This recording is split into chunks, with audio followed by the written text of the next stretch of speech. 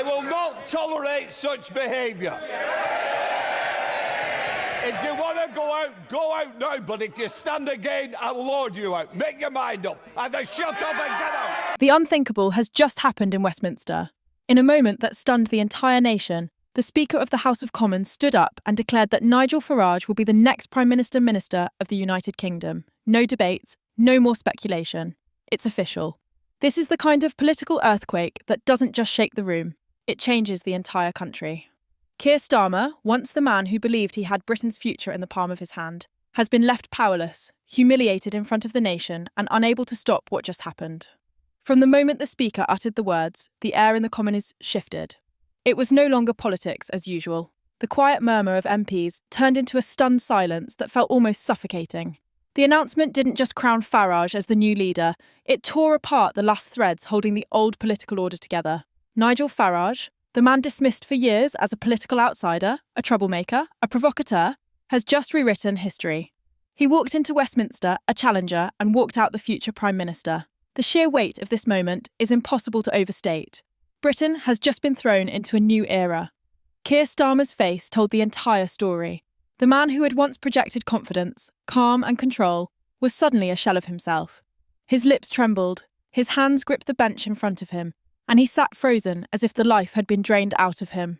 For years, Starmer had sold himself as the steady pair of hands who could restore Labour's glory, the man who could rebuild after the chaos of Brexit and the Tories. But as the cameras zoomed in, it was clear that illusion had shattered. He looked small, powerless and utterly defeated. Nigel Farage, on the other hand, didn't need to raise his voice or deliver a fiery speech to dominate the room. His presence alone carried the weight of the people's frustration, their anger, their demand for change. He stood calmly with the confidence of someone who knew that this was his moment. Every eye was locked on him. The very MPs who had mocked him, the journalists who had dismissed him, the elites who had laughed at him for years, all of them were now forced to watch as the man they once called irrelevant became the most powerful figure in the country. This wasn't just about politics, this was about the collapse of an entire era. For years, the establishment told the public that Farage was too divisive, too reckless, too dangerous to lead. But in the end, the establishment failed to listen to the people. It failed to deliver on its promises. And today, that failure came crashing down. Starmer tried to maintain his composure, but the damage was already done. The Speaker's declaration hit him like a sledgehammer. For weeks, Labour had been scrambling to keep control of the narrative, trying desperately to present Starmer as the only serious choice for leadership. But in a single moment, all of that collapsed. This wasn't a debate he could win, a scandal he could spin, or a bad headline he could ride out.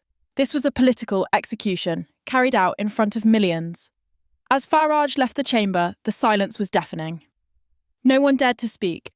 MPs glanced at each other with wide eyes, some in shock, some in fear, and others with the unmistakable look of betrayal. The old rituals of Westminster felt meaningless in that moment. The balance of power had shifted forever, and everyone in the room knew it. Outside Parliament, the reaction was immediate. Social media exploded with disbelief and celebration. Supporters of Reform UK flooded the internet with messages of victory. Commentators who had once ridiculed Farage were now scrambling to rewrite their columns. Headlines screamed of a political revolution and the end of Labour as we know it. The country wasn't just watching history, it was living through it. Starmer's team was left scrambling. Behind the scenes, aides whispered frantically. MPs huddled in panic, and phones buzzed with urgent calls. But no one had a plan. No one had an answer for the tidal wave that had just hit them. The very foundation of Labour's strategy had been blown apart, and their leader sat helpless, staring into space as if trying to wake up from a nightmare. And for Farage, this was only the beginning. His calm demeanour betrayed none of the chaos he had just unleashed. There was no gloating, no victory lap, no smug grin for the cameras. Instead, there was something far more powerful, a quiet, unshakable certainty. He knew this was his moment, and he had seized it with ruthless precision. The UK had just entered a new chapter. The question now was not whether Nigel Farage could lead, but whether anyone could stop him. The hours after the Speaker's declaration felt like a national fever dream. Westminster was no longer the centre of calm deliberation. It had become the epicentre of a political earthquake that threatened to bring the entire establishment crashing down. In Labour headquarters, panic spread like wildfire.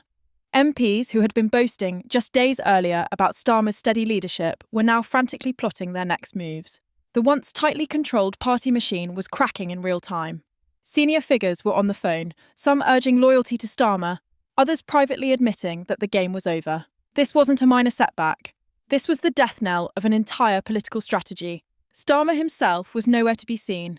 For hours he remained locked behind closed doors with his closest advisors, but when he finally emerged, the look on his face said it all. He had the expression of a man who knew he had lost control, that history had just passed him by. The press pounced immediately, swarming him with questions, demanding to know if he would resign, if he would challenge the Speaker's decision, if Labour had any plan at all. But Starmer's answers were hollow, flat, almost robotic. He muttered about due process, about respecting democratic norms, but the words fell lifeless to the ground. They didn't sound like the words of a man fighting for power. They sounded like the words of a man conceding defeat without saying it out loud. Meanwhile, Nigel Farage was everywhere. News outlets that had once ridiculed him now couldn't get enough of him. He was on every front page, every news broadcast, every trending topic online. Clips of his calm, razor-sharp takedown of Starmer in the Commons went viral within minutes. Millions watched as Farage's words echoed through the chamber. The system is broken.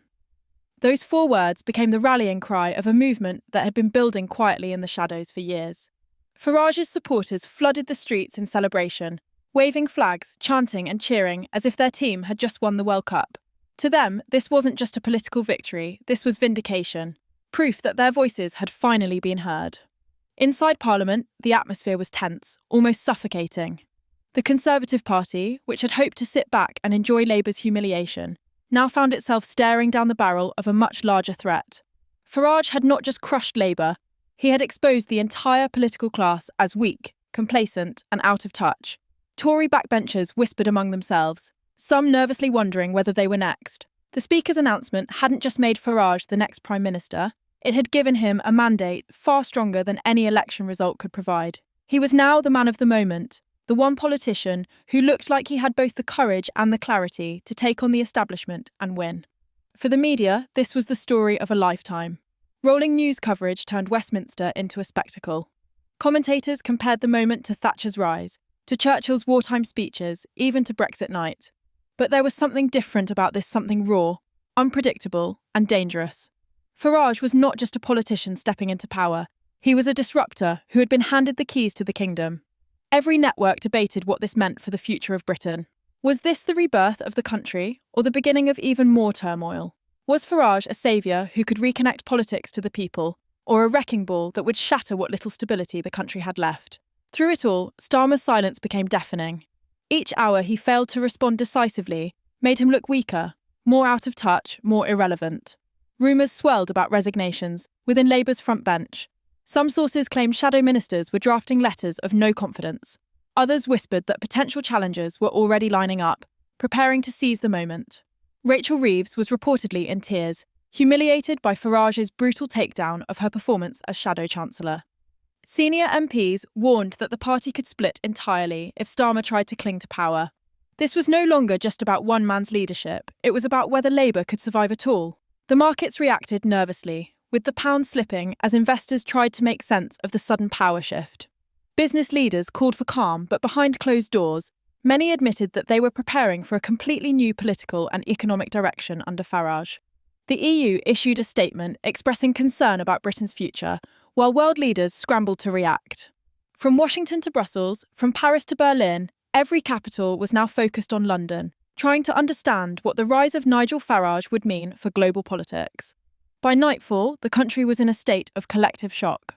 Pubs were buzzing, social media was ablaze, and every household seemed to be glued to the news. People weren't just watching politics, they were watching history being made, watching the torch of power pass from one era to the next. Keir Starmer, the man who had once promised to be the steady hand to guide Britain through turbulent times, had become a symbol of everything the public had grown tired of: weakness, hesitation, and empty promises. And Nigel Farage, the man they said would never lead the country, was now the future. By the next morning, Westminster was unrecognisable. The usually orderly rhythm of political life had been shattered, replaced with a frenzy that bordered on chaos. Reporters camped outside Labour headquarters, cameras rolling around the clock, waiting for even the smallest sign of Starmer's next move. Inside, the mood was grim. The emergency meeting of the Parliamentary Labour Party turned into a spectacle of blame and despair. MPs spoke with open anger. voices rising as accusations flew across the room. Some demanded that Starmer step down immediately, arguing that his continued presence would only deepen the party's humiliation. Others begged for calm, insisting that removing him would plunge Labour into an even greater crisis. But the truth was clear to everyone. The leadership that was once Starmer's greatest strength had become the party's biggest liability. His authority, already battered, was now completely destroyed. Each attempt he made to reassure his MPs only seemed to make matters worse. His tone was flat, his words uninspiring, and for the first time, even his most loyal allies seemed to doubt him. Nigel Farage, meanwhile, wasted no time in seizing the narrative. While Labour was imploding behind closed doors, Farage was out in public, smiling confidently as he addressed the press. His words were measured, controlled, but carried the force of a man who knew he had the country behind him. "This is a turning point for Britain," he declared, his voice calm but unyielding. "The people have spoken. The days of ignoring their will are over."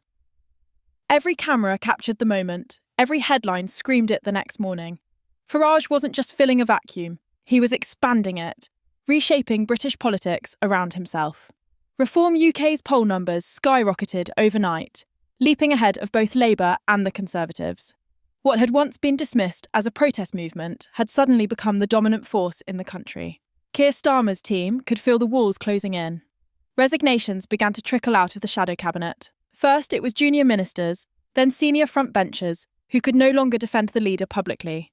Each departure was another nail in the coffin. The media turned relentlessly savage, describing Starmer as a dead man walking, a leader presiding over the slow-motion collapse of his own party. Editorials that had once defended him now called for him to go for the sake of Labour's survival. Social media amplified every gaffe, every hesitant statement, every photograph of Starmer looking weary and defeated. His political brand, once built on competence and control, was now associated with weakness and failure. Inside Number 10, the caretaker government was already preparing for Farage's arrival. Civil servants were briefed to begin transition plans.